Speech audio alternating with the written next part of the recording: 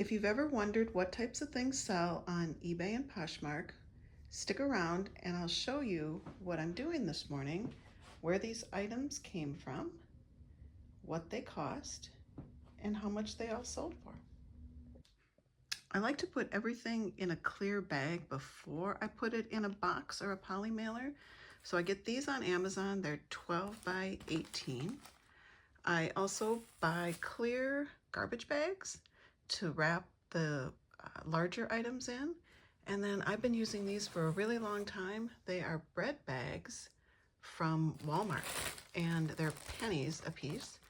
They are heads and tails better than price-wise than anything else I've found. I use eBay shipping tape that I get free with my store subscription. And I buy these on Amazon as well and just stick a little thank you sticker on each package.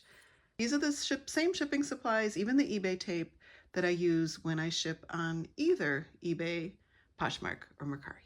And a little tip on handbags.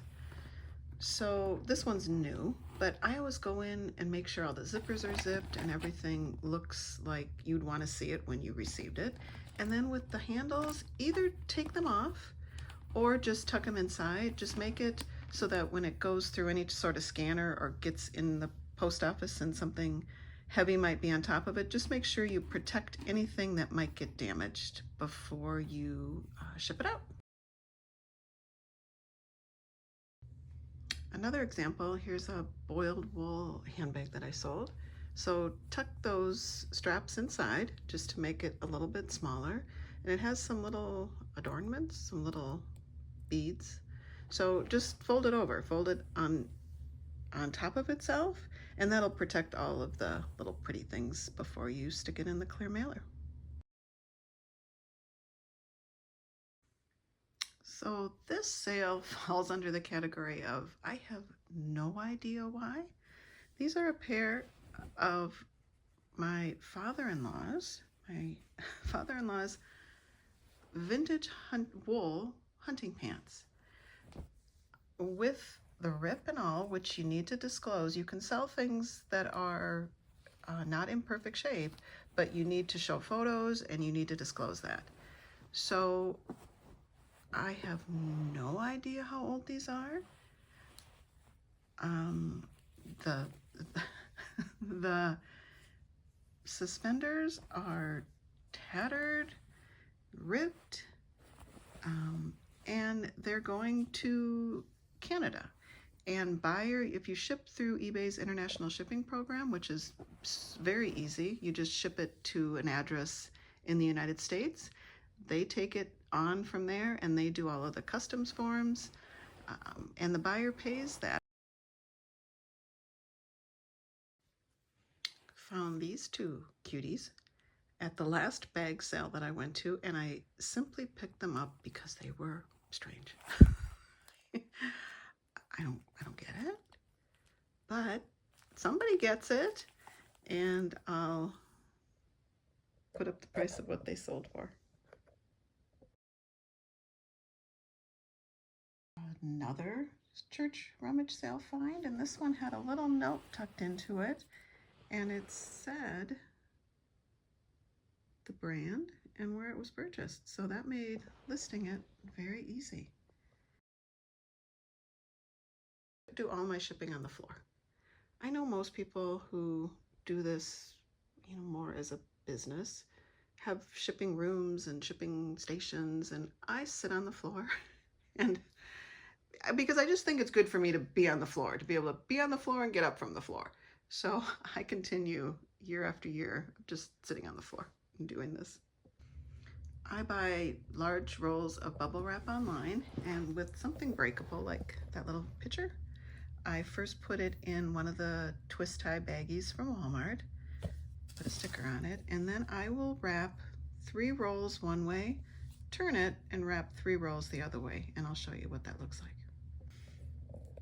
First set of 3 rolls, and just pinch those sides together and make them really tight and protect all of those little edges. Same idea with the angels. I put them in the Walmart twist tie bags first, separately, and then she had a little star. So we'll take that out and separately wrap that to keep that safe. And then I'll show you what it looks like when I put these two in the box. So I've tucked the three pieces, the two angels and the separate star, into the box with this packing paper. And what I go for is I don't want to be able to see what's inside of the bubble wrap. So I feel like once I wrap it 3 ways one way, 3 ways the other, really can't see it. And I pick up this packing paper at Lowe's and have that on hand to also use to fill up the box. And when the box is big like this, I also cut them down. I love this box cutter. It's important when you ship on eBay to get the boxes as small as you can. Reduces the amount of shipping if you can make it as small as you can. So you score the box with the little tool, and then I use a box cutter, and I'll show you what it looks like when I'm done. It took me a while to get these two tools, but this box cutter and this electric scissors, one of the best things I have bought for reselling. So when you use the tool, the box cutting tool, to just score down or cut down on those edges, and the score line is there, you end up just being able to push down the sides and you create a box that's exactly the size you need. And I am lucky in that I have friends that save boxes for me and neighbors that I'll just wake up and they'll be at my front door because everyone kind of wants to recycle and don't know what to do with all these boxes. So it doesn't have to be a brand new box. It can be an Amazon box. It could be a box from anywhere. But I like to save money on my shipping supplies.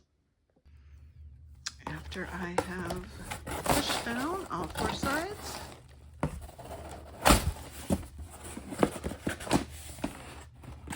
ta-da!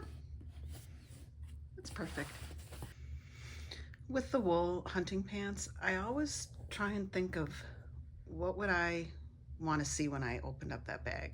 And so in this case, I took those suspenders off the pants, I separated them and put them into one of those bread bags and tried to protect the buckles.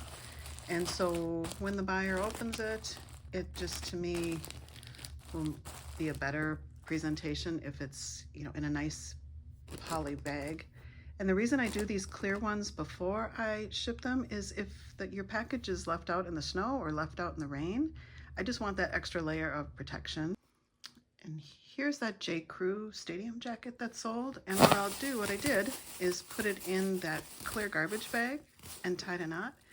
And then I poke a hole and I let all that air out. And then I'll show you what I do. So now, after I poked a little hole in there and pushed all of the air out, then I try and make the package as small as I can because it's going to need to fit in that additional poly mailer.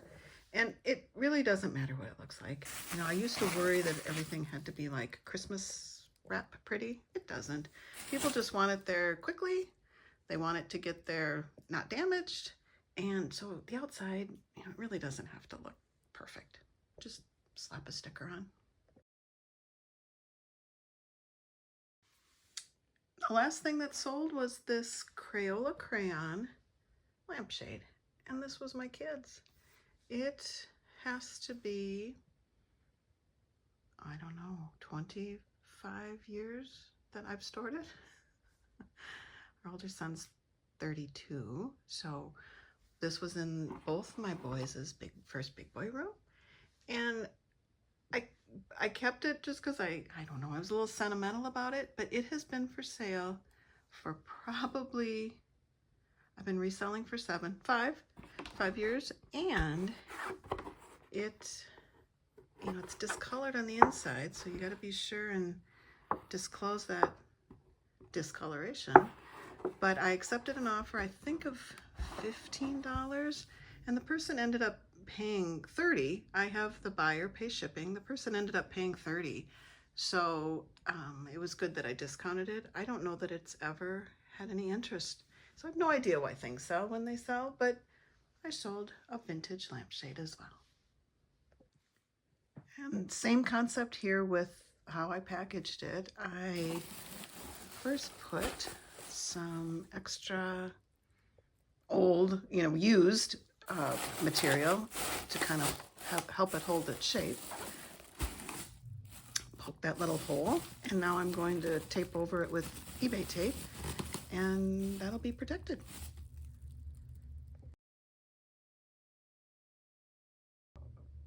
$95 done with shipping. Just a couple more things left to go. And one other thing that I used, that stadium jacket, that J. Crew stadium jacket, was too big for any of the shipping bags that I had. So the other thing I use is just a black garbage bag, because in reality that's the same thing as these small little poly mailers that I use. So what I use when things are just a little too large is a black garbage bag. All done. And again, it doesn't need to be pretty, but black garbage bags turn into mailing bags if you need something to fit something that's oversized. And what I do, because it's so tight in there, is I always leave a corner. And that way when the buyer gets it, they know to snip that corner and they can see what's inside, and they don't end up snipping whatever they purchased. So that's what it looks like to cut off the tie part and just tape up a black garbage bag. And last but not least is the lampshade. And we keep oversized boxes taken down in the garage, and then I keep a bag of fill and stuff from things that we've ordered, and I bubble wrapped again so I couldn't see the lampshade, and I'm just shoving this foam into the corners, and then I'm going to top it with some more bubble wrap, and then I'm heading off to the post office. All done. 16 packages are going out, 13 from eBay and 3 from Poshmark. And that large lampshade, make sure you put for eBay the choice of sending USPS, FedEx, or UPS. The buyer chose FedEx, so I'll be going to FedEx for that last one. It saves a ton of money. Larger boxes ship way less expensively when you choose FedEx.